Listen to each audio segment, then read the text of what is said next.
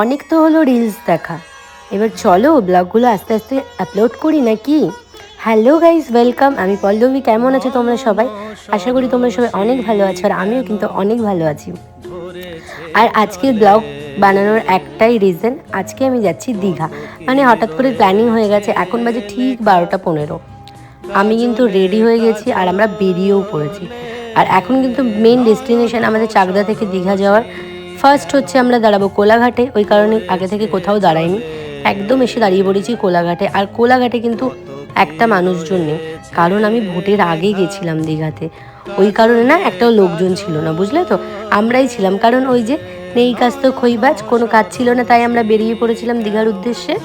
আর যেহেতু অনেকটা রাতে বেরিয়েছিলাম, তো আমাদের ঢুকতে ঢুকতে প্রায় সকালই হয়ে যাবে। এখন কিন্তু ভোর হয়ে গেছে, তোমরা হয়তো দেখতে পাচ্ছ কি সুন্দর আলো ফুটেছে, তাই না?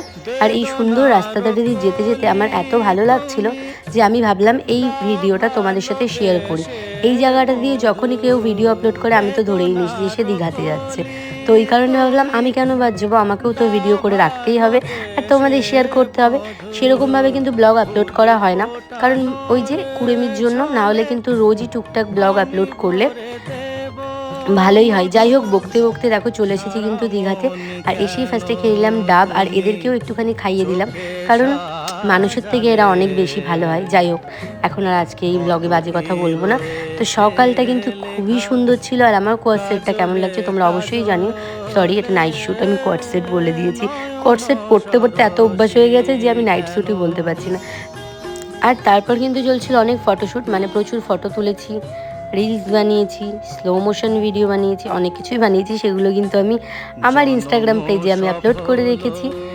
আর সকালবেলা এই সুন্দর দৃশ্যটা দেখার জন্যই কিন্তু রাতেবেলা বাড়ি থেকে বেরোনো। কি দারুণ লাগছে দেখো। আর ইতিমধ্যেই জানো তো, হঠাৎ করে চোখে পড়লো, মানে হঠাৎ করে ক্যামেরাটা আমি অন করেছি, আর এই সুন্দর দৃশ্যটা আমার ক্যামেরাতে বন্দি হয়ে গেছে। জানি না আমি মানে এটা কতদিন রাখতে পারবো আমার ফোনের গ্যালারিতে, কিন্তু আমার ফেসবুকে এই ভিডিওটা সারা জীবন থেকে যাবে। আমি পরেও এই ভিডিওগুলো দেখব।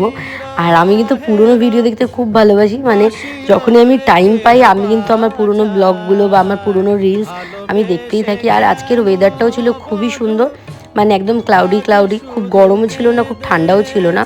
ফালতু বলবো না, কারণ আমাদের ওখানে মনে হচ্ছিল যেন একটু বেশি গরম, কিন্তু পরে যখন বাড়িতে আসলাম দেখলাম পুরো ট্যান পড়ে একদম শেষ। ট্যান না পড়ারও কিছু নেই, কারণ সমুদ্রে একটুখানি ট্যান তো পড়বেই, ঘুরতে যাব আর ট্যান পড়বে না সেটা তো হতেই পারে না। তো বাড়িতে এসে তারপরে কিন্তু আমি বেশ সুন্দরভাবে ফেস প্যাক লাগিয়ে ট্যান এখন মোটামুটি রিমুভ করে ফেলেছি। আর গল্প করতে করতে কিন্তু আমরা পৌঁছে গেছি আমাদের হোটেলের উদ্দেশ্যে। আর আমার ফুল এতটাই পছন্দ যে আমি যেখানেই যাই সেখানেই ফুল দেখলেই আমাকে কিনতেই হবে। তো ইতিমধ্যেই আমি সুন্দরভাবে নিজের জন্য একটা সুন্দর ফুল কিনে নিয়েছি, মানে এই পদ্ম ফুল কিন্তু আমার খুব ভালো লাগে। আমি বাড়িতেও এরকম 3-4টে করে পদ্ম নিয়ে এসে বেশ সুন্দরভাবে সাজিয়ে রেখে, আমার খুব ভালো লাগে যে কোনো ফুল। তো এই হোটেলের সামনে আমরা চলে এসেছি। আর এবার কিন্তু চলো তোমাদের আমার রুমটা শেয়ার করি। বেশ সুন্দর ছিল রুমটা, কিন্তু ওই বাথরুমটা পুরোপুরি খারাপ ছিল, মানে কিছু বলার নেই। আর যাই বলো তাই বলো, সামনের ভিউটা কিন্তু মারাত্মক ছিল, মানে খুবই সুন্দর লাগছিল। আমি জানি না ক্যামেরাতে কতটা কি লাগছে, আর চোখে থেকে আরও বেশি সুন্দর লাগছিল, তোমাদেরকে একটু দেখিয়ে দিলাম। তো চলো এখন স্নান করে নিই আমরা যাবো উদয়পুর। তো সেখানেও ব্লগ বানিয়েছি, সেগুলো তোমাদের সাথে শেয়ার করব।